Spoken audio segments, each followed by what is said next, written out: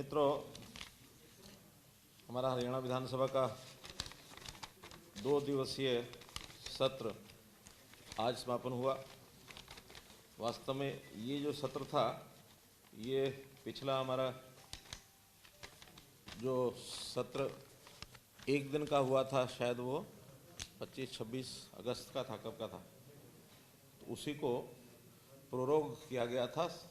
उसी की कंटिन्यूएशन में ये सत्र बुलाया गया था और आज ये समाप्त हुआ।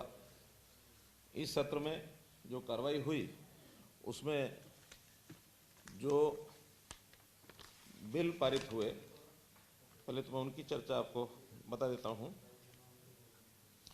एक Punjab land revenue Haryana amendment bill, इसमें खास तौर पर हम देखते हैं रेवेन्यू रिकॉर्ड्स में कि जो लोगों की ज़मीनें होती हैं साझे खाते की, को शेयर होते हैं, उनकी ज़मीनों का पार्टीशन ये वर्षों से लटका रहता है और बहुत बड़ी लिटिगेशन भी इसमें होती है।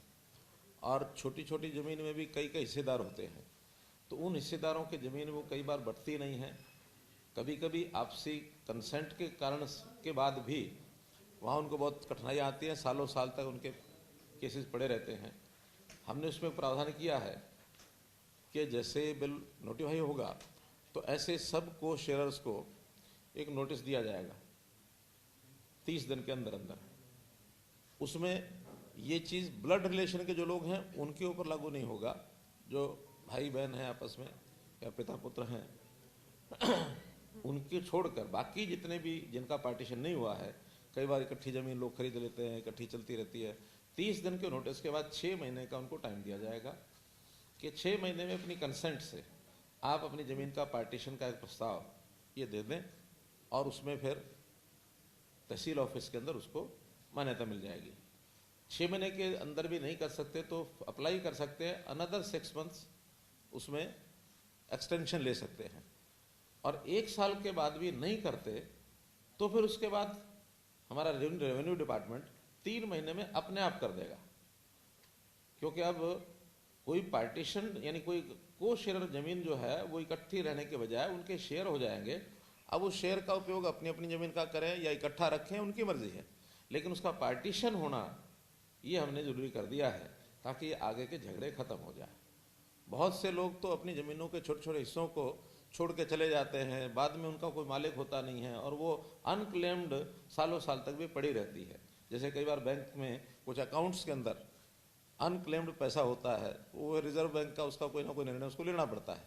तो ऐसे सब चीज़ें सॉल्व करने के लिए ये 48 लाख ऐसे को शेयरर हैं ऐसी ज़मीनों में, खास करके एग्रीकल्चर लैंड में।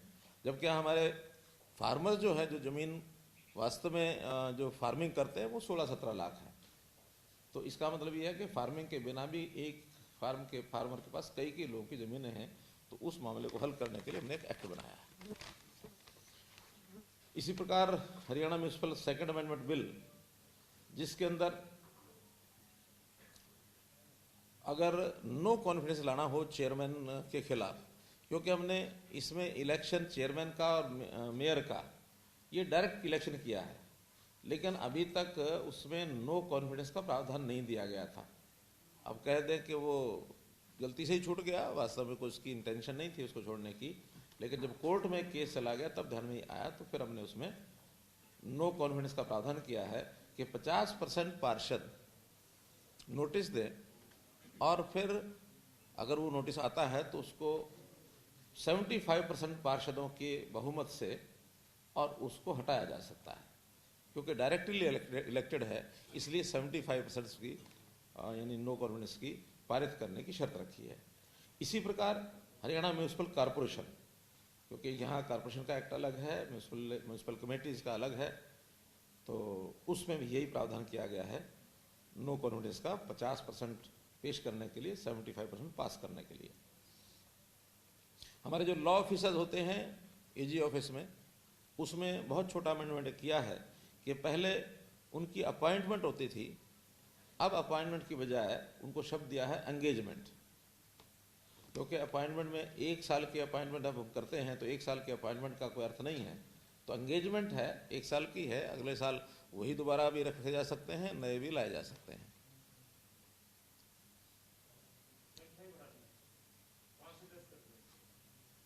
संख्या किस, हाँ उनका जो कोटा है, हाँ Haryana control of organized crime bill, जिसको हकोका हमने कहा था, महाराष्ट्र का मकोका उसके पैरेलल, लेकिन उसमें कोई टेक्निकल एक चीज़ जो असेंट के लिए गया था, प्रेसिडेंट असेंट के लिए, तो वहाँ से लग करके आई, उस टेक्निकल एक चीज़ को ठीक करने के लिए उसको विड्रा करके नया बिल लाए हैं।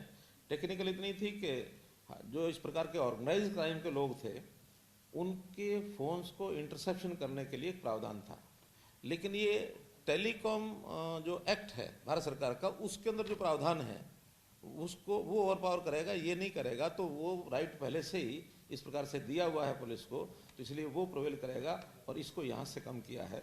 ऐसा एक टेक्निकल सा ही अमेंडमेंट है, अधिकार दोनों में ही है उसमें। फिर पंचायती राज सेकंड अमेंडमेंट बिल है, जिसमें महिलाओं की भागीदारी, पहले महिलाओं की जो पार्टिसिपेशन है वो 33% रिजर्वेशन है, नॉट लेस देन 33%, ये लिखा हुआ है। सुझाव आया कि उसमें भी वैसे तो 41 से 43% तक मेंबर्स बन जाते हैं, उसका जो एक एक जब इकाई की जब संख्या गिनते हैं तो टोटल मिलाकर के वो संख्या बढ़ जाती है। कहीं कहीं जनरल पर भी महिलाएं आ जाती थी, वो अपने उसके ऊपर लड़ती थी। अब विषय था कि 50% लाया जाए, तो 50% रिजर्वेशन ना ला करके हम 50% पार्टिसिपेशन किया है। और पार्टिसिपेशन का मतलब है कि लॉटरी सिस्टम से या ऑड इवन करके, उसके नंबरिंग है तो ऑड इवन करके महिला एक में और एक में अदर देन महिला, नेक्स्ट टाइम वो रिवर्स हो जाएंगे कि महिला पर अदर देन महिला, और जहां अदर देन महिला है वह महिला हो जाएगी, ताकि 50% की सुनिश्चितता हो जाए। तो ये प्रयोग हरियाणा में हम पहली बार कर रहे हैं, यानी किसी भी देश प्रदेश में अभी ये इस प्रकार का प्रावधान नहीं है। हमने सुनिश्चित किया है 50% पार्टिसिपेशन। अदरवाइज जहां कहीं 50% रिजर्वेशन किया गया है वहां महिलाओं की संख्या 60-65% हो जाती है, तो ये फिर दूसरी तरफ लिंग असमानता हो जाती है।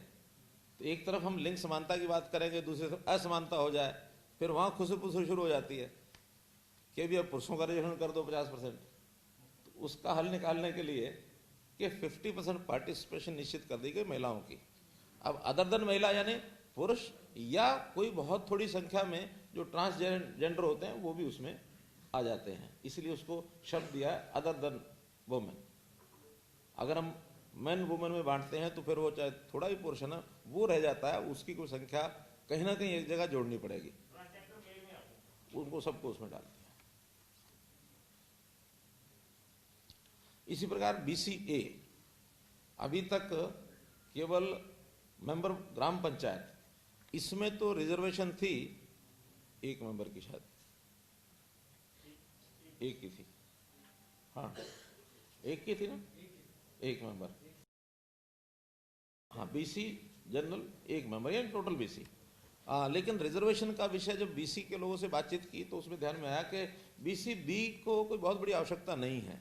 BC-B के लोग तो जहाँ जहाँ होते हैं वो जनरली बाहुल्य में हैं, चाहे यादव हैं, चाहे सैनी हैं, चाहे गुजर हैं, और कौन आते हैं, यही मोटे तौर पर। लेकिन BCA इनके लोग चुन करके कम आते हैं, तो ऐसे BCA वर्ग का 8% का रिजर्वेशन ये पंचायत समिति मेंबर्स और जिला परिषद मेंबर्स इनमें रखा है, जिसमें अगर 2 से कम अगर ये फिगर आएगा तो 2 संख्या जरूर रखी है। नहीं, सरपंच में नहीं है उमा जी, सरपंच में तो नहीं है, हाँ अभी सरपंच में नहीं है, केवल मेंबर पंचायत और पंचायत समिति मेंबर्स, या सरपंच में रखा है, सरपंच में है, हाँ हाँ सरपंच में ब्लॉक में कुल संख्या जो है उसका 8%, और मेंबर पंचायत यानी पंचायत समिति उसमें 8% minimum 2, less than 5% would be ignored, less than 0.5, less than 0.5% would be ignored, 0.5% less than 0.5 will be ignored, 5.5 or more than 0.5 will be taken as 1। Sarpanch में है, हाँ सरपंच में है बताया, बाकी पंचायत समिति मेंबर्स और जिला परिषद मेंबर्स। और इसी प्रकार तीसरा उसमें पार्ट है, वो है राइट टू रिकॉल। तो राइट टू रिकॉल में अभी तक ये व्यवस्था कहीं नहीं थी, लेकिन पंचायती राज सिस्टम में राइट टू रिकॉल किया है। इसके अंदर जो मेंबर्स चुने गए हैं, उन मेंबर्स में से 50% पंच और राइट टू रिकॉल वो करेंगे ना।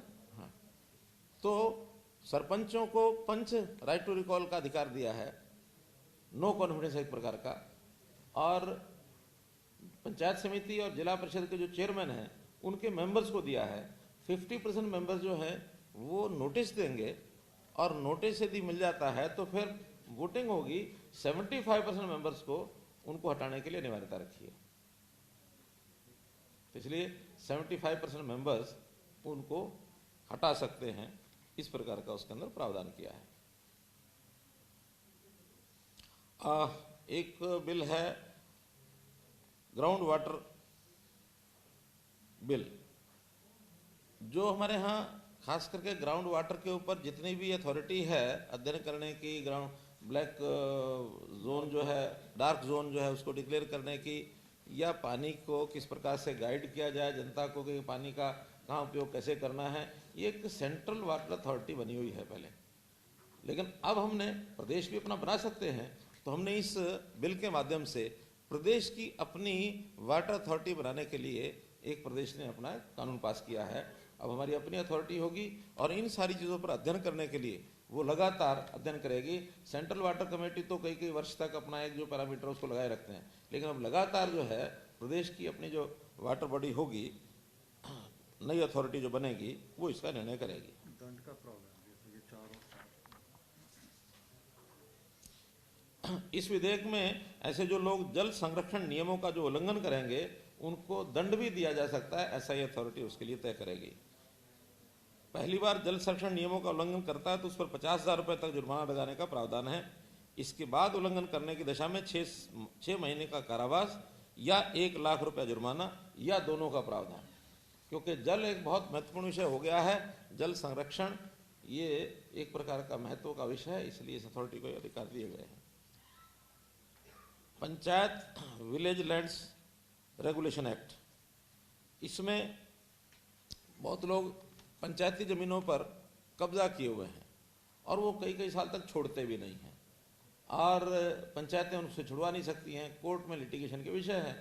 तो हमने एक तो उसमें जो अभी जुर्माना जो जिन्होंने कब्जे किए हुए हैं उनके ऊपर फाइन का जो प्रावधान किया है, वो पहले बहुत थोड़ा फाइन था, 1 एकड़ का 2,000 रुपये से 5,000 रुपया, अब 2,000 से 5,000 रुपया प्रति एकड़।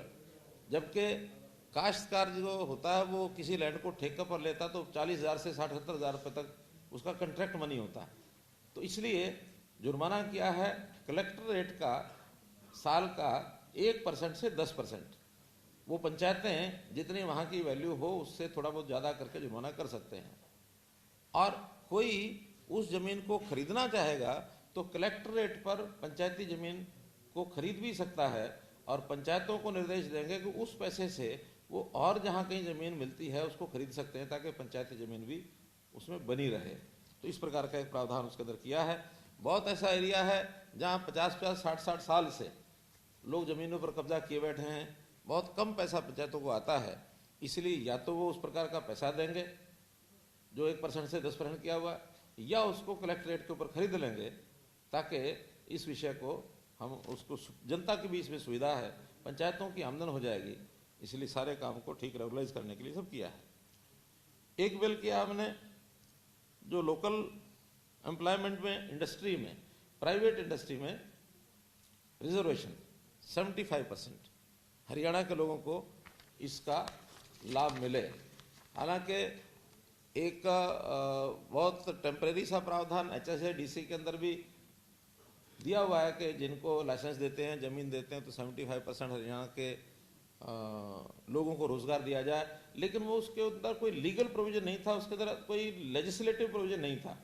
अब एक लेजिस्लेटिव प्रोविजन किया गया है एक छूट जरूर दी गई है इंडस्ट्री के लोगों को कि वो एक जिले से 10% से ऊपर यदि रखना चाहें तो रखें, नहीं तो मैक्सिमम 10% पर हर जिले से रुक करके, और अगर 75% को वो 8 जिलों में, 9 जिलों में, 10 जिलों में ले जाना चाहे तो ले जा सकते हैं। थोड़ा सा कई बार इंडस्ट्रीज के मन में भय होता है कि कहीं एक ही जिले के ज़्यादा लोग आकर के या 2-3 जिलों के आसपास के लोग आकर के यूनियनबाजी करके उनको परेशान करते हैं। कुछ 1-2 उदाहरण भी वहाँ आए थे, जैसे हम देखते हैं मारुति का उदाहरण है, होंडा का उदाहरण है। तो उनको कहा कि भाई जिन जिलों से आप लेना चाहें लें, 10% से आप रोक भी सकते हैं ऊपर, और 75% आप अवश्य लें, इससे ऊपर लेंगे तो ठीक है। उनकी योग्यता के व्यक्ति अगर नहीं मिलते हैं, एडवर्टाइजमेंट करने के बाद वहाँ कोई नहीं आता है, तो फिर वो बाहर से ले सकते हैं, ऐसी उनको छूट है। और ये 50,000 रुपये तक की सैलरी के लोगों के लिए ही किया है। इससे ऊपर के चाहे वो एडमिनिस्ट्रेटिव लोग हैं चाहे टेक्निकल लोग हैं, उनके ऊपर ये लागू नहीं होगा। तो ऐसे ये कुछ जो बिल हैं ये जो पारित किए, उनके बारे में मैंने आपको बताया है। 4 कॉलिंग अटेंशन में मोशन आए थे, जिसके अंदर एक लिकर की जो स्मगलिंग है, और उसी में खास करके जो अभी 2-3 दिन से हम देख रहे हैं सोनीपत पानीपत जिलों के अंदर जो इलीगल लिकर के कारण से, और अब जहरीली शराब कहेंगे उसको तो और क्या कहें, जिस कारण से लोगों की डेथ हुई है, कुछ लोग हॉस्पिटल में भी हैं, और उनके खिलाफ जहाँ से बनती थी एक ठिकाना पकड़ा भी गया है। जो लोग सप्लाई करते थे वो लोग भी पकड़े गए हैं, 10-12 लोग उसमें अरेस्ट किए हैं। तो ऐसा एक दुखद ये घटना हुई है, उस पर भी चर्चा हुई। और निकिता कांड के ऊपर भी जैसा हम देखते हैं बल्लभगढ़ के अंदर ये जो घटना हुई, और इसमें क्योंकि ऐसा भी विषय ध्यान में आया कि हरियाणा में भी अन्य कई प्रदेशों की तरह धर्म परिवर्तन के कारण से भी शादी का प्रलोभन दे करके ये काम किए जाते रहे हैं। उसके ऊपर भी सख्त नोटिस लेंगे, और आवश्यकता पड़ी तो कोई एक कानून बनाएंगे, जैसे हिमाचल प्रदेश और उत्तराखंड ने बनाया है। इसी तर्ज के ऊपर हम भी एक कानून बनाने का विचार कर रहे हैं, लेकिन इसको सख्ती से निपटा जाएगा। उस परिवार को पूरा सहयोग सहायता वो सब दी जाएगी। एक IMR का रेट बढ़ गया है, इन्फेंट मोर्टेलिटी रेट। तो ऐसा एक प्रकार से एक आरोप लगाया गया या एक विषय उठाया गया वहाँ एक माननीय सदस्य के द्वारा, लेकिन उसमें जो उन्होंने विषय उठाया था वो वास्तव में सत्य नहीं था, क्योंकि किसी एक अखबार की कटिंग को लेकर के वो रेजोल्यूशन लाया गया था। 46% या 47 बढ़ गया, ऐसा कुछ नहीं। हाँ, तो जो सत्य नहीं है, जिस समाचार पत्र ने वो छापा था, बाद में भूल सुधार उसी पत्र ने अपनी की कि ये गलत आंकड़ा हम दे बैठे हैं, उन्होंने भूल सुधार करके वो किया, तो इसलिए वो सत्य नहीं है, इसको वहाँ हटा दिया गया। एक कॉलिंग अटेंशन मोशन रजिस्ट्रेशन के ऊपर, जमीनों की रजिस्ट्रेशन, इसके अंदर तरह तरह के आरोप लगाने जाने लगे, लेकिन जो विषय निकल करके आया तो ये बताया गया कि ये जो तहसीलों का इस प्रकार का विषय या अनऑथोराइज्ड कॉलोनीज का विषय जो लोग रजिस्ट्रियाँ कराते हैं, ये बहुत पहले से चल रहा है, कोई आज से नहीं चल रहा है। हालांकि हमने तो 2014 में ही 25 दिसंबर को ई रजिस्ट्रेशन की घोषणा करके काफ़ी कुछ उसमें कंट्रोल किया था कि अब रजिस्ट्रेशन जो है उनको कठिनाई ना हो, साथ साथ रजिस्ट्रेशन होती जाए। लेकिन फिर भी जो इलीगल कॉलोनीज का जो इतिहास है वो बहुत पुराना है। 2004 में, 2009 में, 2014 में, और हमने भी फिर 2016 में आकर के ऐसी कॉलोनियों को जिनको रेगुलराइज किया है, अप्रूव किया है, 2600 लगभग कॉलोनियाँ ये अप्रूव हुई हैं। और 2600 में से हमने 2016 में 650 लगभग ऐसी की थी। तो इसका मतलब ये भी उससे पहले से बन रही थी, और आज भी उस प्रकार की कॉलोनियाँ कई लोग उनके पीछे लगे हुए हैं और बनाते हैं। सस्ती ज़मीन खरीदना, बाद में जो थोड़ा लाचार लोग होते हैं, जो थोड़ा जिनकी ज़रूरत होती है, उनको महंगे भाव पर बेचना, और बिना किसी लाइसेंस के और इलीगल कॉलोनी वो बनाते हैं। आज भी अनुमान ये है कि लगभग 6000 कॉलोनियाँ छोटी बड़ी ऐसी हैं जिनको इलीगल कॉलोनी कहा जा सकता है। अब उन सब की रजिस्ट्रेशन बंद कर दी है। नया जो रजिस्ट्रेशन का सॉफ्टवेयर बना है उसमें सेक्शन 7A, इसके अंतर्गत जो एरिया आता है वहाँ की रजिस्ट्री होती ही नहीं है, खास करके 1 एकड़ से नीचे। 1 एकड़ से ऊपर एग्रीकल्चर लैंड में रजिस्ट्री कोई भी करा सकता है। 1 एकड़ से नीचे अगर एग्रीकल्चर है तो परमिशन लेके करा सकता है, बिना उसके ऑटोमेटिकली रजिस्ट्रेशन 1 एकड़ से नीचे उस एरिया में जो 7A के अंदर है उसमें नहीं होगी। और ऐसे ही शहरी क्षेत्र में भी जहाँ इलीगल कॉलोनीज हैं उनको मार्क कर दिया गया। कुछ एरिया अभी भी अनमार्क्ड है, चाहे वो अर्बन लोकल बॉडीज का है, टाउन कंट्री प्लानिंग का, उसमें नहीं होगी। बाद में मार्क करने के बाद अगर क्लियर होगा तो रजिस्ट्री होगी, क्लियर नहीं होगा तो रजिस्ट्री नहीं होगी। और इस रजिस्ट्री में, इस सॉफ्टवेयर में तो जिन मकानों की या प्लॉट्स की रजिस्ट्रेशन होती है उसके ऊपर किसी भी डिपार्टमेंट का सरकारी डिफॉल्ट अमाउंट है वो उसके साथ जोड़ दिया गया है, उस आईडी यानी उस प्रॉपर्टी आईडी के साथ। और वो अब रजिस्ट्रेशन के समय उसको पहले पे करना पड़ता है, तभी उसकी रजिस्ट्रेशन होती है, नहीं तो नहीं होती है। इस प्रकार से अर्बन लोकल बॉडीज को 1 महीने में 7 करोड़ रुपया उनका रिकवर हुआ, जो पहले कभी होता नहीं था। तो इस प्रकार से रिकवरी का सिस्टम बन गया। इलीगल कॉलोनीज को आगे रोक दिया गया है। 5000 कॉलोनीज का क्या करना है, इसका बैठ करके डिपार्टमेंट्स को कहा है कोई ना कोई हल निकालें, या तो उसको हम हटाएं और या फिर उसको भी रेगुलाइज करें। तो रेगुलाइज करने के कुछ हमारा जो पिछला कानून है उसके अंतर्गत वो नहीं आती हैं, तो कुछ उसमें संशोधन करके और इसमें जितनी रेगुलाइज हो सकेंगे उतनी रेगुलाइज करेंगे, और जिनको हटाना होगा उनको हटाएंगे। या जो लाइसेंस ले लेंगे, इन्हीं के ऊपर लाइसेंस भी ले सकते हैं। मानो किसी कॉलोनी में 2-4 घर ही बने हैं 5-10 एकड़ में और बाकी खाली है, तो वो 2-4 घर को छोड़ करके बाकी एरिया का अपना लाइसेंस ले सकते हैं। ऐसा प्रावधान भी लोग आने लग गए हैं कि भाई वैसे तो बढ़नी नहीं है जमीन हमारे पास, हम लाइसेंस लेके बनाएंगे। दीनदयाल उपाध्याय जो आवास योजना है उसका ईडीसी बहुत कम है, तो हमने कहा कि उस ईडीसी के आधार पर आप अपना रेगुलर कॉलोनी बनाइए। अब इलीगल कॉलोनी का एक प्रकार से मोटे रूप से टोटल ब्लॉक हो जाएगा अभी तक जो हमारी योजना है। आज 2 घोषणाएं भी हमने की।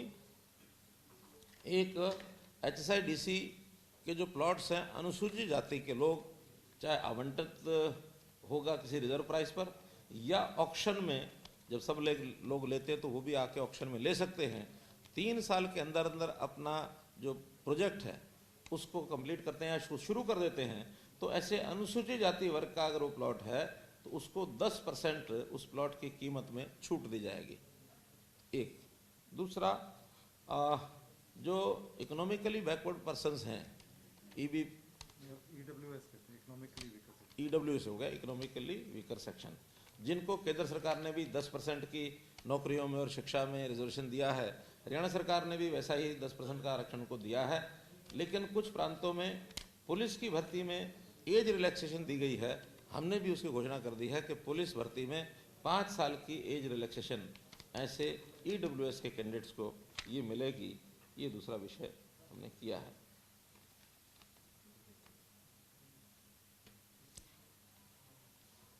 फाइनेंस डिपार्टमेंट के हमारे लोगों ने बताया है कि इस बार का जो फेस्टिवल एडवांस है, जो 12,000 रुपया 18,000 रुपया 2 राशियाँ तय की हैं ग्रुप C एंड D में। C में, D में 12,000 रुपया, C में 18,000 रुपया, जो 1 साल की आगे रेगुलर किस्तों में विदाउट इंटरेस्ट उनसे वापस लिया जाएगा, वो इशू हो गया है। और इस बार की चूँकि दिवाली आ रही है, इसलिए सैलरी भी सभी वर्गों को, सामान्यतः तो 20 तारीख तक जाती है, लेकिन इस महीने में खास करके 10 तारीख तक ABCD सभी ग्रुप्स को चली जाएगी। 75% चली गई है, 25% बची है, आने 2-3 दिनों में वो क्लियर हो जाएगी। जो सबसे अहम विषय है जिसके बारे में मुझे आपको बताना है वो है किसान के हित में जो 3 कृषि विधेयक पारित करके केंद्र सरकार ने दिए हैं, उसकी एक चर्चा लगभग 3 महीने से, पहले वो अध्यादेश आए, 1 महीना उसके ऊपर चर्चा हुई, बाद में वो विधेयक पारित हुए, उसके बाद भी लगभग 20 सितंबर से लेकर इस समय तक चर्चा हो रही है। कांग्रेस के हमारे मित्र अपने आप जितना खुल के बोलते हैं, लेकिन कुछ लोगों को पीछे से सपोर्ट करते रहे हैं, खास करके कुछ किसान यूनियंस को, कुछ और लोगों को बहका करके कि भी हाँ ये किसान इस बिलों का विरोध किया जाए। उनका अपना एक पॉलिटिकल एजेंडा है, वो आज बिल्कुल उजागर हो गया। अभी तक तो मानते नहीं थे कि हमारा कोई पॉलिटिकल एजेंडा है। तो उन्होंने कहा कि इस पर हमने चर्चा करनी है और एक अमेंडमेंट प्राइवेट बिल के नाते से वो लेकर के आए। LR से जब चर्चा की तो LR ने कहा कि किसी भी सेंट्रल बिल में जो खास करके यूनियन लिस्ट के अंतर्गत जो विषय पर बिल बनाए जाते हैं उसमें अमेंडमेंट्स प्रदेश सरकार नहीं ला सकती। और वैसे भी चूँकि वो पूरे समय का, पहले उन्होंने अध्यादेश में अमेंडमेंट किया था, अध्यादेश तो खत्म हो गए, बाद में विधेयक बन गए। तो विधेयक बनने के बाद उन्होंने नोटिस उसका दिया नहीं, वो पुराना लेके चल रहे थे, इस कारण से भी वो रिजेक्ट हुए। फिर उन्होंने कहा कि हम इसमें एक अमेंडमेंट बिल लाना चाहते हैं। अमेंडमेंट बाद में क्या कहा, पहले तो उन्होंने कहा कि एक बिल लाना चाहते प्राइवेट रेजोल्यूशन, तो अमेंडमेंट अब लाए। हाँ, बाद में उन्होंने कहा कि एक रेजोल्यूशन लाना चाहते हैं हम। तो उस रेजोल्यूशन को भी, क्योंकि 15 दिन पहले रेजोल्यूशन देना पड़ता है, कोई भी प्राइवेट मेंबर देता है, तो वो 15 दिन पहले नहीं लाए थे, 3 दिन पहले लाए थे। लेकिन उसमें भी देखा कि वही भाषा कि सरकार को कंडम करने की भाषा उसमें लिखी थी। तब ये विषय आया कि एक सरकारी जो रेजोल्यूशन है वो कभी भी लाया जा सकता है। तो जब उनकी बात सारी रिजेक्ट हुई तो उन्होंने कहा कि हमने बात तो जरूर करनी है। तो फिर शॉर्ट ड्यूरेशन की अनुमति उनको दी गई कि एक शॉर्ट ड्यूरेशन की चर्चा हम करा सकते हैं, आपने जो बोलना बोलिए, लेकिन उसमें पूरी चर्चा होगी, दोनों पक्ष के लोग बोलेंगे। उस पर पहले वो तैयार नहीं हुए।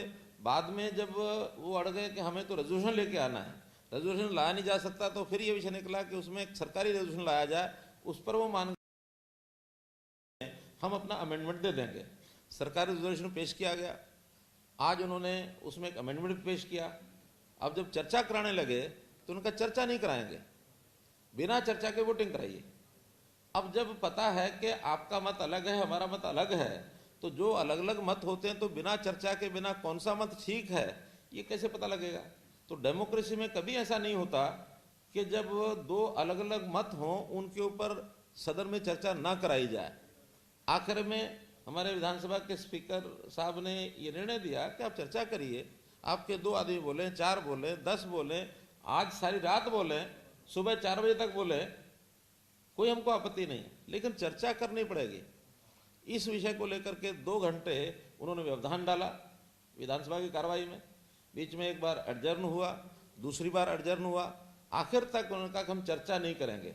और मैं समझता हूं कि डेमोक्रेटिक इतिहास में शायद ही कभी ऐसा उदाहरण आया हो कि जब पक्ष कहता है, सरकार कहती है कि चर्चा कराओ, और विपक्ष कहता नहीं चर्चा नहीं कराएंगे। हमेशा विपक्ष के लोग चर्चा पर आग्रह किया करते थे, सरकार उसको टालती रहती है। सरकार के नाते से लगता है कि भी विपक्ष के लोग फालतू बात करेंगे। आज उन मुद्दों पर हम कहते चर्चा कराओ, वो कहते चर्चा नहीं कराएंगे, पहले वोटिंग कराएंगे। और आखिर तक, क्योंकि उनके पास कोई मुद्दा था नहीं, उनके पास विषय नहीं था, हमने सारे विषय बताए कि इन तीनों बिलों के क्या क्या लाभ हैं। और मतलब कुल मिलाकर के विपक्ष की इस कार्रवाई के ऊपर कतई संतोष नहीं है। और विपक्ष की तो एक आदत बन गई है कि पहले हम अपनी बात कह देंगे, फिर सत्ता पक्ष के चाहे सदन नेता ने भी अपना उत्तर देना हो, उस बात को सुनते नहीं हैं। ये वास्तव में निंदनीय है। लोकतंत्र है, आप अपनी बात कहिए, बाद में सरकार की बात सुनिए, और अंत में जो निर्णय सदन का होगा वो होगा। बिना चर्चा के वोटिंग का कभी आज तक, वो भी उस विषय पर जब मत अलग अलग हो। हाँ, एक मत है किसी चीज पर तो वो बिना चर्चा के भी पास होता है। एक रेजोल्यूशन कल आया था, जो एक मत थे सब लोग, बिना चर्चा के हो गया। वो रेजोल्यूशन क्या था कि विधानसभा के भवन में हमारा कुछ हिस्सा, जिस पर आज भी पंजाब का कब्जा है, 20 कमरे ऐसे हैं जो 1966 में हमको मिल जाने चाहिए थे, लेकिन उन्होंने नहीं दिए, अपना कब्जा बना के रखा। उसका रिकॉर्ड हमारे पास है। इस पर सबका एक मत था। 5 मिनट में एक रेजोल्यूशन आया, सबने कहा कि हाँ ठीक है, हमको मिलना चाहिए। रेजोल्यूशन पास हुआ, बात खत्म हुई। आज हमने गवर्नर पंजाब को, एडमिनिस्ट्रेटिव चंडीगढ़ को वो रेजोल्यूशन उसका दिया है। लेकिन मत भिन्नता हो और चर्चा नहीं कराएंगे, ये सिद्धांत नहीं है डेमोक्रेसी का। तो हमने तो ये कहा कि हम चर्चा कराएंगे, किसान के बिल पर चर्चा करो, किसान के बिल पर चर्चा करो।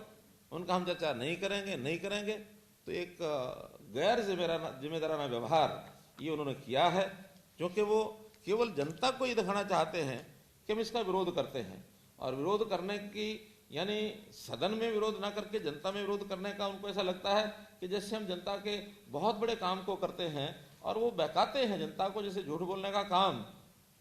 एक उदाहरण मैं बताता हूं, तो जैसे जर्मनी में हिटलर के समय उनका प्रोपेगेंडा मैनेजर होता था गोएबल्स, और गोएबल्स का एक सिद्धांत था कि किसी झूठ को 100 बार बोलो तो वो सच होता है।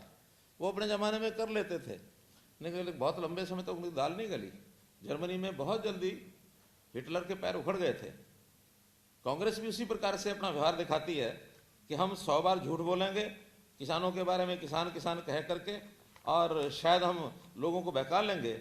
आज किसान जो है वो बहकता नहीं है, बल्कि किसान को अब सब बात समझ में आ गई है कि उसको क्या करना है और क्या कहना है। मैं तो कई बार कहता हूं कि जैसे ये हमेशा जो कुछ बोलते रहते हैं उसमें शायद हमको ही ये सुनाते हैं कि बड़ौदा के चुनाव में जैसे बार बार आता रहा कि बड़ौदा का चुनाव ये हम जीतेंगे और कल ही सरकार गिर जाएगी। बड़ौदा के चुनाव में भी किसानों के ऊपर ये खूब बोले और बाद में इस सीमा तक आ गए कि जैसे बड़ौदा का जो चुनाव का जनमत वो सारे प्रदेश पर लागू नहीं होता। वैसे तो इनकी को जीतने की स्थिति है भी नहीं। अगर ये हार गए तो मेरा तो यह कहना है कि आत्मचिंतन इनको करना चाहिए, लेकिन जीते या हारें कम से कम एक सीमा जो होती है उसमें अपने आप को बना के रखना चाहिए। और ये जो हसरतें पाले हुए हैं, हसरतें पालें न पालें इसमें दिक्कत नहीं है, लेकिन वो तो ऐसा कहते हैं जैसे हम ख्वाब लेना कोई मना थोड़ी, हम कहते हैं ख्वाब लो, लेकिन ख्वाब में और वहम में अंतर होता है। वहम ना पालो, ख्वाब लो, दिन में लो, रात को लो, लेकिन आपके ख्वाब आपकी हसरतें पूरी करने वाले नहीं हैं। तो ये इस नाते से हमने उनको आज सदन में ना होते हुए भी आप लोगों के माध्यम से उनको ये बात पहुंचाई है। मोटे तौर पर इतने ही सारे विषय 2 दिन के अंदर आए थे और आप तक जो बातें पहुंची हैं विपक्ष के लोगों ने भी पहुंचाई हैं। आपको कोई बात लगती है? एक बात मुझे ऐसा लगता है काफी सारी आपकी सरकार की तरफ से विधानसभा में सारी बातें जवाब दे दी गई हैं। इसलिए विषय जो शराब तस्करी का ध्यानाकर्षण प्रस्ताव में जो जवाब दिया गया था उसमें 2 डिपार्टमेंट की मांग थी, गृह मंत्रालय और एक्साइज रजिस्ट्रेशन का। 20 साल में शराब और मामला में गृह मंत्रालय से संबंधित तो दे दिया जवाब।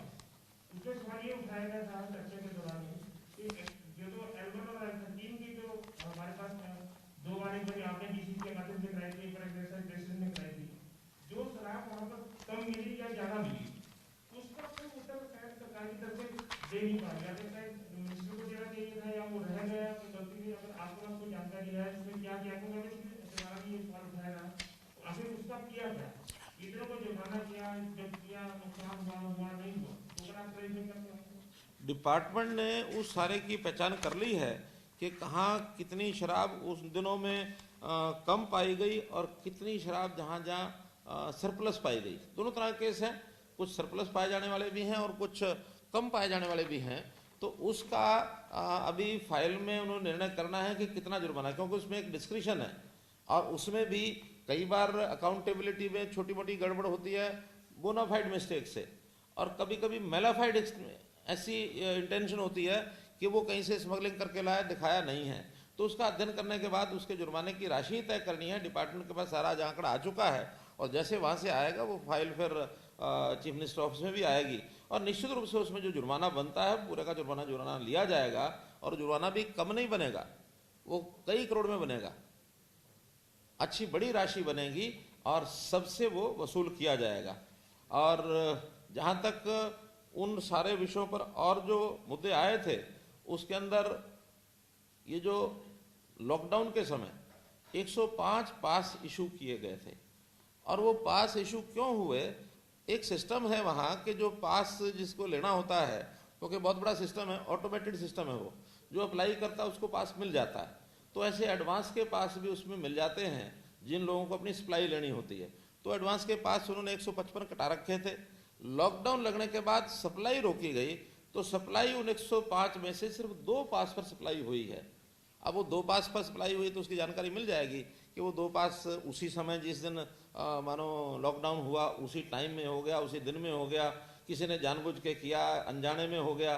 तो मैं समझता हूँ 105 में से सिर्फ 2 पास पर सप्लाई होना ये बहुत बड़ा ऐसा अपराध नहीं है जिसका कोई हमें बहुत बड़ी चिंता है। वो 2 आदमियों ने गलती की होगी, वो सामने आ जाएंगे। और उसमें भी जो सप्लाई हुई है सिर्फ 725 केस कंट्री लिकर के हैं। तो जो 725 केस कंट्री लिकर के हैं उसमें जो ATOs हैं और जो एक्साइज इंस्पेक्टर्स हैं जो इसमें इन्वॉल्व थे उनको चार्जशीट भी कर दिया गया है। अब चार्जशीट में अपना उत्तर देंगे कि उनकी गलती है या नहीं है या ऑटोमेटिक सिस्टम है। तो ये सारा उनके खिलाफ कार्रवाई कर दी गई है और इसके अलावा कोई मूवमेंट लेकर की उसके बाद नहीं हुई है। और 41 CL 43 IMFL जो होलसेल जो लाइसेंसेज है उनको नोटिस दे दिए गए हैं।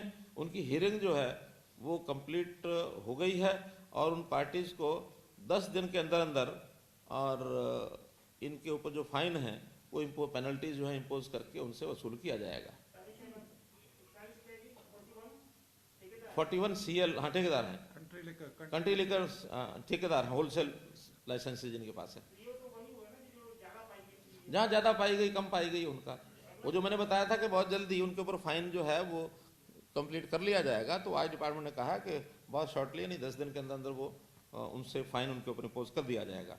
एक हमने कोविड सेस लगाया था, उसकी भी जानकारी डिपार्टमेंट ने दी है। 170 करोड़ रुपया इस समय तक कोविड सेस जो है वो कलेक्ट किया गया है, जो इस कोविड के खर्चों में, और वो उसको लगाया जाएगा, उसको काम किया जाएगा। जहाँ तक एक्साइज ड्यूटी की कलेक्शन है, वो एक्साइज ड्यूटी पिछले साल इन महीनों में जो आ रही थी उससे भी ज़्यादा आई है।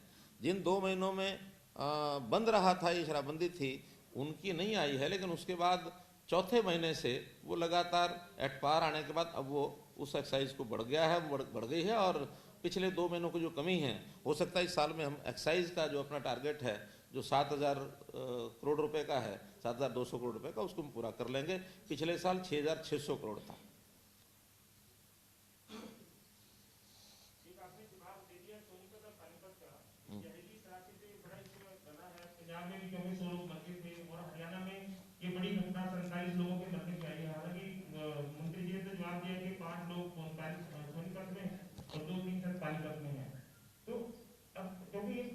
गंभीर विषय है कि हम शराबी बेच रहे हैं, हमारी दुकानें भी खुली हैं, इवन के लॉकडाउन के बाद भी परमिशन के साथ खोल दी गई थी।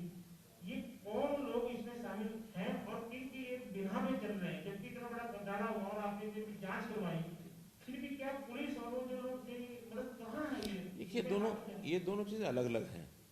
एक ये जो जहरीली शराब बनाने का, इसका उन डिस्टिलरी से या जो दुकानें हैं, ठेकेदार है, लाइसेंस है, उससे कोई लेना देना नहीं है।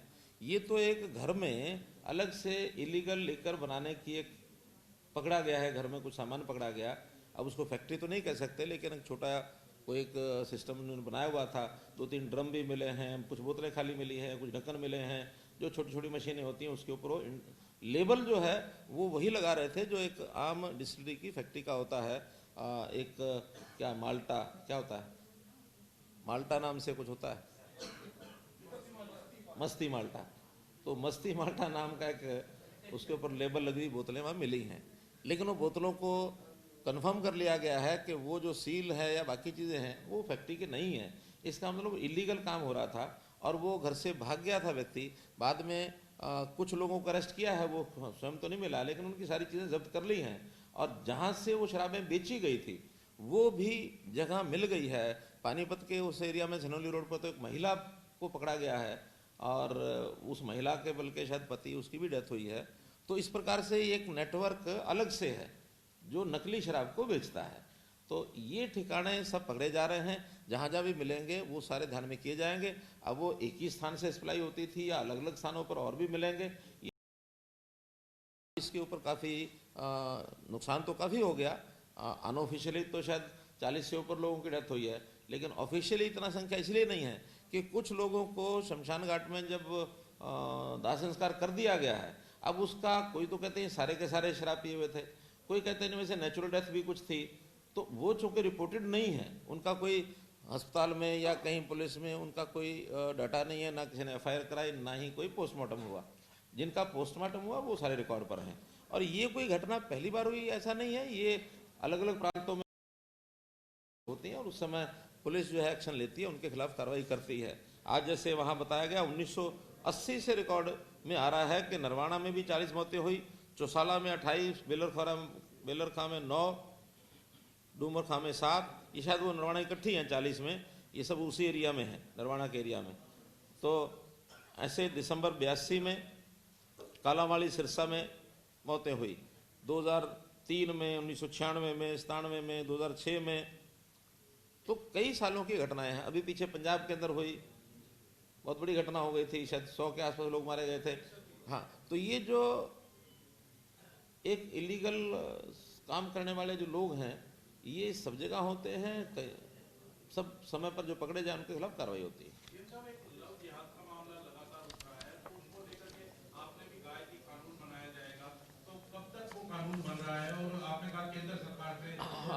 अभी हमारी इसके तुरंत बाद अगली जो कैबिनेट मीटिंग होगी उसमें हम इस प्रस्ताव को पारित करेंगे, फिर डिपार्टमेंट उसका एक मजमून बनाएगा और उससे पहले जो जानकारियां वो सारी जुटाई जाएंगी और कोई एक सख्त कानून, ताकि लोभ लालच में धर्म परिवर्तन के उस उद्देश्य से ये जो प्यार शादी जो होती है इसको रोकने के लिए जो कुछ करना पड़ेगा हम करेंगे।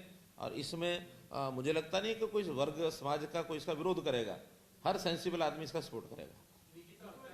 विधानसभा से एक सवाल है, अर्नब गोस्वामी की गिरफ्तारी हुई जिस तरह महाराष्ट्र में, उसको आप किस तरह से देखते हैं? एक के बाद दूसरा केस पे रजिस्टर कर रही है महाराष्ट्र की पुलिस। देखिए, वैसे तो डेमोक्रेसी में, लोकतंत्र में बोलने का, अपने विचारों को एक्सप्रेस करने का अधिकार सबको है। एक सीमा होती है, उस सीमा से आगे कोई ना जाए तो उससे नीचे से बोल ही सकते हैं। अब विपक्ष के लोग एक दूसरे के खिलाफ को बोलते हैं, लेकिन सीमा उल्लंघन नहीं हो तो हम सब चलते हैं। उन्होंने कोई ऐसा सीमा उल्लंघन का काम किया ऐसा नहीं है। अपने चैनल के माध्यम से या मीडिया के माध्यम से जैसा भी वो अपनी बात रखते थे। अब उनकी गिरफ्तारी कोई लोकतांत्रिक व्यवस्था के हित में नहीं है, गिरफ्तार नहीं करना चाहिए था। हाँ, उनके खिलाफ अगर कोई किसी को शिकायत थी तो कंप्लेंट दे सकते हैं पुलिस में, पुलिस उसकी जानकारी लेती, लेकिन वहां वो गए हैं और वहां की पुलिस एकदम उनको गिरफ्तार करे, ये उचित नहीं। माननीय मुख्यमंत्री जी, एक सवाल है। जैसा कि चंडीगढ़ ने आज ही लेटर जारी किया और कहा कि जो पटाखों से प्रदूषण हो रहा है वो पूरी तरीके से बैन किया जाएगा, ना पटाखों की बिक्री होगी और ना ही पटाखे जो यहाँ पे मिले। हरियाणा समय कहाँ स्टैंड करता है, क्योंकि कई राज्यों की राज्य सीमाएं लगती हैं, तो प्रदूषण के मामले में पटाखों को लेकर हरियाणा का क्या स्टैंड?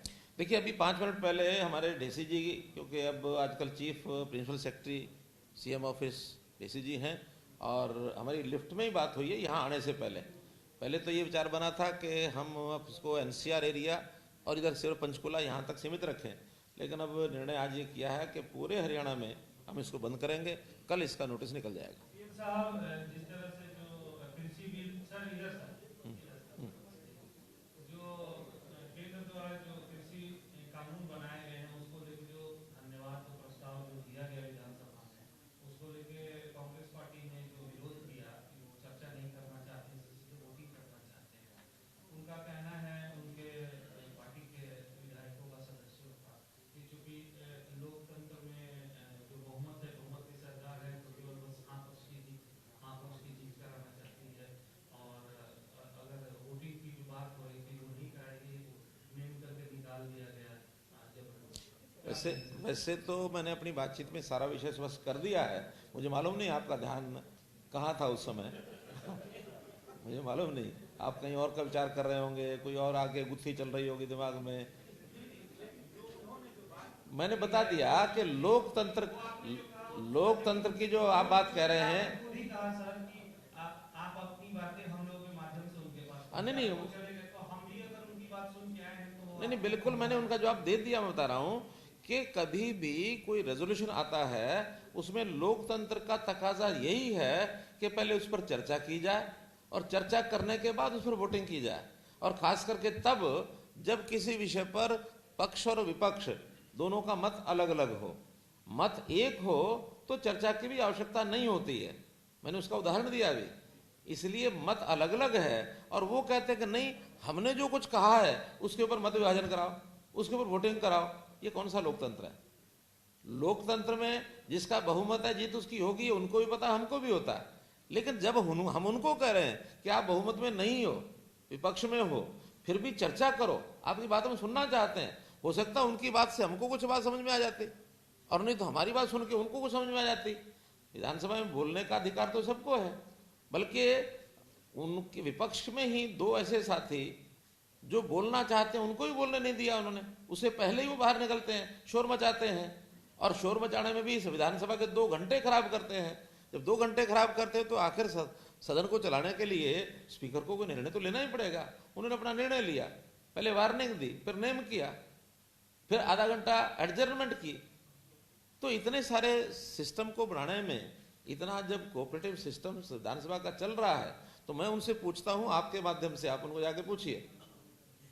जाके पूछिए कि मुख्यमंत्री ये पूछ रहे हैं कि अगर चर्चा करा लेते और उसके बाद वोटिंग कराते। हमने टाइम दिया कि ऐसा नहीं कि कोई 2 लोग 4 लोग बोले, 90 के 90 लोग अगर बोलना चाहें, स्पीकर साहब के मन में भी कोई इच्छा हो पूछने की, तो उपाध्यक्ष को, डिप्टी स्पीकर को ऊपर बैठा दे, स्पीकर साहब नीचे आके पूछ ले बेशक। 90 के 90। मैं तो नेता सदन के नाते बात बता ही रहा हूं, अपनी जो करने की कर ही रहा हूं, सबको हमने खुली छूट दी। लेकिन उसके बाद भी 2 सदस्य जो नेता हमारे इंडियन नेशनल लोकदल अभय चौटाला वो बोलना चाहते हैं, फिर एक निर्दलीय विधायक बलराज कुंडू वो बोलना चाहते हैं, लेकिन उनको भी नहीं बोलने दे रहे हैं। वो नहीं, बिना बोले वोटिंग कराओ। तो इसलिए लोकतंत्र के कुछ पैमाने होते हैं, उनका सम्मान करना चाहिए। जैसा कि आपने 75% जो रोजगार का कानून पास किया है, देखिए मुख्यमंत्री से पहले आपने बहुत इलाकों का दौरा किया और हर एक जिले से आप अच्छी तरह से परिचित है। आपने देखा होगा जितने भी उद्योग हैं उसमें बाहरी लेबर, चाहे आसाम की हो, बिहार की हो, उत्तर प्रदेश की, किसी भी इलाके की हो, उनकी बहुतायत संख्या है। और यही कारण है कि जो भारी बल वाला काम है वो लोग भी कर लेते हैं। कई जगह मशीनें नहीं है, वो भारी बल वाला काम। ऐसे में जब से लॉकडाउन हुआ और 8-20 दिन तक कई ऐसे उद्योग हैं जो बंद हो गए, जिनके पास ना तो स्थिति ऐसी हो पाई कि वो उभर पाए। ऐसे में सरकार उनकी मदद की और क्या सोचती है, और दूसरे ये 75% का जो खाका आपने तैयार किया उसकी परिपूर्णता कैसे करेंगे आप? देखिए, पहली बात तो कि 75% अगर यहाँ के लोग उपलब्ध होते हैं रिक्वायरमेंट ऑफ द इंडस्ट्री तो इनको लगाएंगे। मान लो रिक्वायरमेंट के हिसाब से यहाँ के लोग आते ही नहीं आगे, तो नौकरी करने के लिए वो आएंगे, उनको लगाएंगे। इसलिए उनको आना मना नहीं है, कोई उनके लिए बैन नहीं है, आ सकते हैं। लेकिन हमारा कहना है कि प्रदेश के लोगों को रोजगार देना, दिलवाना, ये हमारी सरकार का दायित्व है। और मोर ओवर इसमें एक विषय और मैं पहले भी बताया, फिर बता रहा हूँ कि इंडस्ट्री से पहले 2 हेतु होते थे इंडस्ट्री के लिए हमारे सामने। एक होता था एम्प्लॉयमेंट, एक होता था रेवेन्यू। रेवेन्यू पार्ट अब गायब हो गया, क्योंकि जो प्रोडक्शन होती है उसकी कंजम्पशन कहाँ होगी, जीएसटी वहां मिलेगा। पहले वैट यहां मिलता था सारे का सारा, अब जीएसटी वहां मिलेगा। यहां कार बनेगी, केरल में कोई यूज करेगा तो उसका जीएसटी केरल वालों को फायदा होगा, सरकार को फायदा होगा, या नहीं होगा। अब तो रहेगा केवल एम्प्लॉयमेंट, और एम्प्लॉयमेंट में ज्यादा लोग यहाँ के एम्प्लॉयमेंट अगर लेंगे तो उनको कम से कम जो सैलरी मिलेगी, इकोनॉमी प्रदेश की बढ़ेगी, रोजगार बढ़ेगा, उसमें से जो जीएसटी का लाभ हो जाएगा। इसलिए हमारी प्राथमिकता है कि हमारे प्रदेश की एम्प्लॉयमेंट ज्यादा मिले, ना एम्प्लॉयमेंट अगर वो लेने वाले मिले उनको तो बाहर के लोग ले सकते हैं, ऐसा उसमें से विषय है।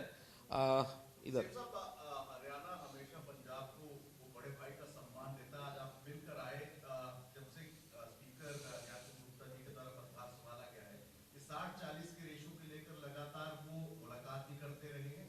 जो हाई लेवल कमेटी कॉन्स्टिट्यूट करने की आज बात हुई है, वो पहले भी कॉन्स्टिट्यूट की गई थी चीफ इंजीनियर की अध्यक्षता में। Don't you think it's the right time to adopt some legal ways to get your rights, जो आपके अधिकार बनते हैं उनके लिए लीगली आप लोग हम लोग जो है आगे बढ़े उसके लिए? देखिए, क्योंकि आज पहली बार इस लेवल का जो डेपुटेशन है आज हमारा उनसे मिला है। इससे पहले स्पीकर साहब मिल के आए, उन्होंने जो 3 मेंबरी कमेटी बनाई थी चीफ इंजीनियर ने, उन्होंने भी अपनी रिपोर्ट नहीं दी है। उन्होंने आग्रह किया, उन्होंने कहा कि मैं फिर एक बार उस कमेटी को कहूँगा कि वो अपनी रिपोर्ट दें, सारे की पैमाइश करें, और उसमें जितना 40% शेयर जो हरियाणा का बनता है हरियाणा को दें, 60% उनको दें। हमने एक नई बात जो उनको बताई, उन्होंने कहा हमारे पास कोई रिकॉर्ड नहीं है। हमारे यहाँ विधानसभा में रिकॉर्ड है उस समय का 1966 का। हमने कहा कि हम वो रिकॉर्ड आपको उपलब्ध कराएंगे, वो रिकॉर्ड अगर ठीक से किया हुआ है तो उसके हिसाब से फैसला करें। उस रिकॉर्ड में कोई आपको आज भी डाउट लगता है तो वो 60-40 का आज करा लें, भवन तो वही है, कोई अलग तो कुछ में है नहीं। और उस रिकॉर्ड में तो बाकायदा सीरियल नंबर ऑफ रूम्स ये दिए हुए हैं, और उसमें 20 कमरे ऐसे हैं जहाँ उनका जो कबाड़ होता है ना फर्नीचर का, वो डाल के रखा हुआ। बल्कि जब से ये थोड़ा सा विषय लाइमलाइट हुआ है तब से उन्होंने कबाड़ हटा करके और एक टेबल 2 कुर्सी लगा के ताला लगा दिया, भाई ये हमारे क्लर्क का कमरा होगा, ये हमारे पीएन का होगा, इसका उसका, वो लगा रखे। इसलिए हम उसको पूरे आखिर तक लेकर के जाएंगे। और ये विषय एक प्रकार का पॉलिटिकल ज्यादा है, तो पॉलिटिकल इशू है तो पॉलिटिकल तरीके से उठाएंगे।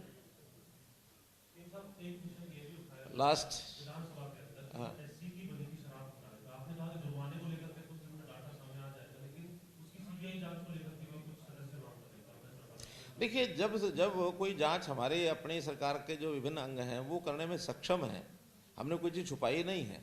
एससीटी ने जो जांच करके दी है, जो सिफारिशें की हैं, उसके हिसाब से एक विजिलेंस की बात की गई, विजिलेंस वाले उसको कर रहे हैं। एक जो एफआईआर हुई है कला रामचंद्रन की, अलग एक टीम बनाई है, वो उसके अंदर जांच कर रही है। और इधर 2 जो ऑफिसर्स हैं, उन ऑफिसर्स को एक्सप्लेनेशन उसका जो मांगा हुआ है, उनका जवाब आने के बाद उनके खिलाफ जो कार्रवाई करनी होगी करेंगे। जहां ये कम ज़्यादा शराब पाई गई है वो मैंने बताया कि उसका जुर्माना हो जाएगा। तो आखिर जो चीज़ों का प्रावधान सीधा सीधा है, कोई चीज़ में छुपी हुई रह नहीं गई है। कभी कोई चीज़ अनसॉल्व होती है, मिस्टीरियस होती है, या किसी को जो वर्तमान फाइंडिंग्स है उसके ऊपर अविश्वास हो जाए, कोई इसमें कारण नहीं है किसी प्रकार का सीबीआई को देने का। सीबीआई को देने के कुछ ग्राउंड्स होते हैं। बहुत बहुत धन्यवाद।